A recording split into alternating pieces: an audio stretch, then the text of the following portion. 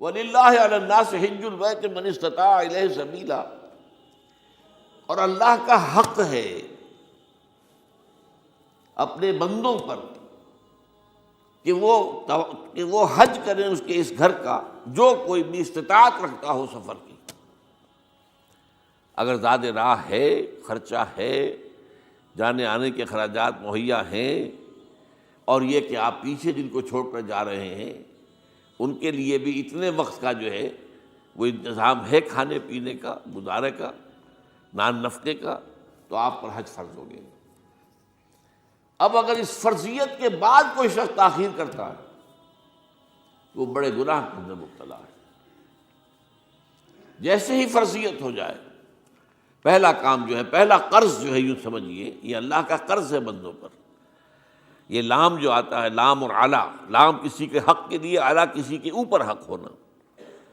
وَلِلَّهِ عَلَى النَّاسِ حِجُّ الْبَيْتِ مَنِ اسْتَطَاعَ إِلَيْهِ سَبِيلًا، یہ تو اللہ کا حق ہے لوگوں پر، لوگوں کے ذمے، یہ قرض ہے اللہ کا کہ اس کے گھر کا حج کریں، جائیں، طواف کریں، اور جو بھی اس کے مناسک ہیں ادا کریں، اور وہیں پر قربانی کا بھی ہے۔ لِيَشْهَدُوا مَنَافِعَ لَهُمْ وَيَذْكُرُوا اسْمَ اللَّهِ فِي أَيَّامٍ مَّعْلُومَاتٍ عَلَىٰ مَا رَزَقَهُم مِّن بَهِيمَةِ الْأَنْعَامِ فَكُلُوا مِنْهَا وَأَطْعِمُوا الْبَائِسَ الْفَقِيرَ، اسی کے اندر جو ہے مناسک کے اندر قربانی بھی ہے۔ افریقہ میں آپ کو معلوم ہے، شمالی افریقہ میں زیادہ تر لوگ جو ہیں جیسے کہ ہندوستان پاکستان میں ویسے ہیں، لیکن آپ جنوب میں چلتے جائیے تو رنگ گہرا ہوتا چلا جائے گا، انتہائی سیاہ رنگ وہ بھی ہے، سب آ رہے ہیں، شکلیں جدا ہیں، زبانیں جدا ہیں، لیکن سب کے سب جو ہے ایک ہی نغمہ ان کی زبان پر ہے ایک ہی نغمہ، کہیں واضح کہیں مبہم، وہ ایک ہی مذہب، لبیک اللہم لبیک، لبیک لا شریک لک لبیک، ان الحمد والنعمت لک والملک لا شریک لک۔ اب یہ ترانہ ہے، توحید کا ترانہ ہے، اور گونج رہی ہے اس وقت، آپ اندازہ نہیں کر سکتے کہ وہ پوری سرزمین گونج رہی ہوگی اس ترانے کے ساتھ، کیونکہ تھوڑی تھوڑی دیر کے بعد نئے قافلے داخل ہو رہے ہیں۔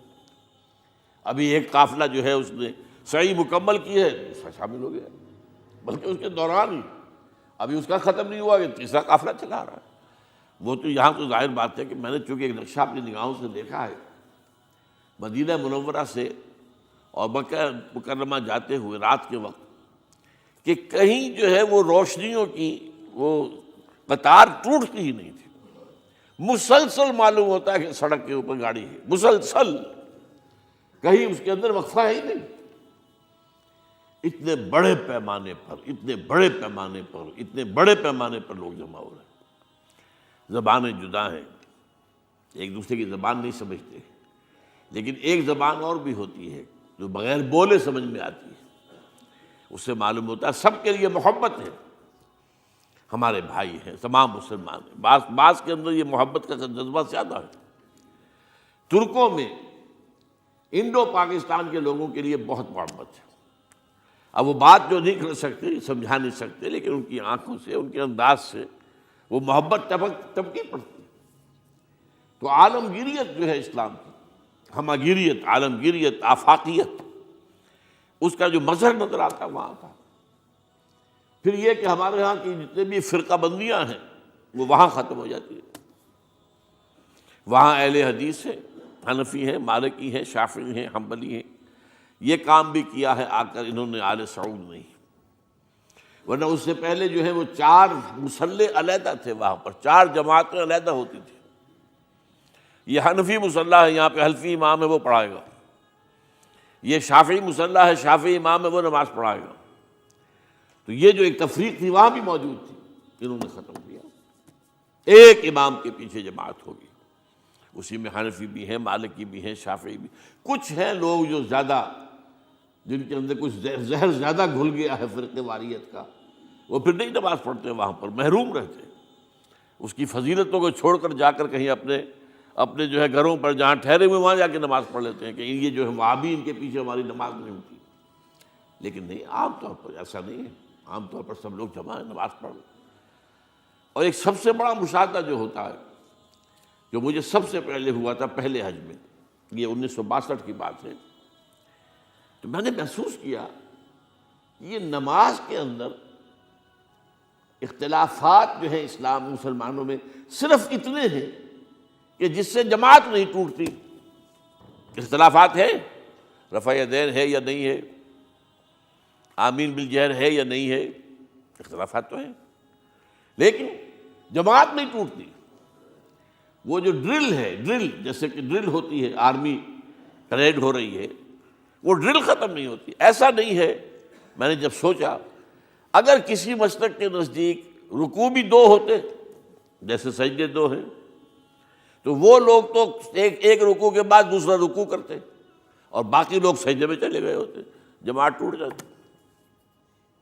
یا اگر کسی کے نزدیک ہر رکعت کے اندر جیسے رکوع ایک ہے سجدہ بھی ایک ہی ہوتا، تو کچھ لوگ تو ایک سجدہ کر کے کھڑے ہو جاتے ہیں اور دوسرے لوگ جو ہے دوسرا سجدہ کر رہے ہوتے، جماعت ٹوٹ جاتی. تو یہ میں سمجھتا ہوں کہ یہ کس کی حکمت ہے، کس نے یہ طے کیا کہ ٹھیک ہے آپ میں رنگا رنگی بھی ہو، اے ذوق اس چمن کو ہے زیب، اختلاف سے اختلاف بھی ہے، رفع یدین بھی ہو رہا ہے، آمین بالجہر بھی ہو رہا ہے، نہیں بھی ہو رہا ہے، سب کچھ ہے، لیکن وہ اجتماعیت نہیں ٹوٹ رہی. یہ وہ یوں سمجھیے کہ یہ زندہ معجزہ ہے اسلام کا کہ 1400 برس بیت گئے ہیں اور کتنے بڑے علاقے میں یہ اسلام پھیلا ہے. اور یہ کہ مختلف مسالک وجود میں آئے، اس میں کوئی شک نہیں ہے. حنفی ایک علاقے کے اندر آپ کو ملیں گے صرف شافعی، ہندوستان کا بھی مغربی ساحل کے صرف شافعی ملیں گے آپ کو.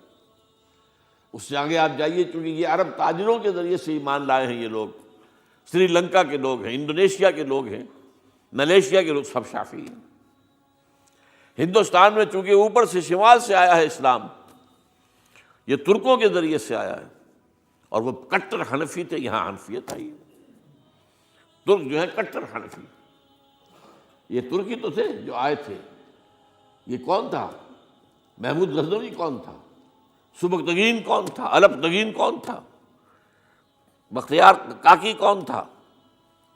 قطب الدین بختیار، یہ کون تھے؟ سب ترک. اور ترک بھی کون؟ غلامان، خاندان غلامان یاد کیجیے. لیکن بہرحال ان کے ذریعے سے جو اسلام ان کے ساتھ آیا ہے وہ خالص حنفی اسلام، کوئی حرج نہیں. وہاں جا کر سب جمع ہو جاتے ایک وحدت کے اندر. تو یہ چند مشاہدات وہاں کے ہوتے ہیں جو ہماری ظاہری آنکھوں کو بھی نظر آ جاتے ہیں، جس کا کہ قلب کے اوپر بڑا گہرا اثر پڑتا ہے.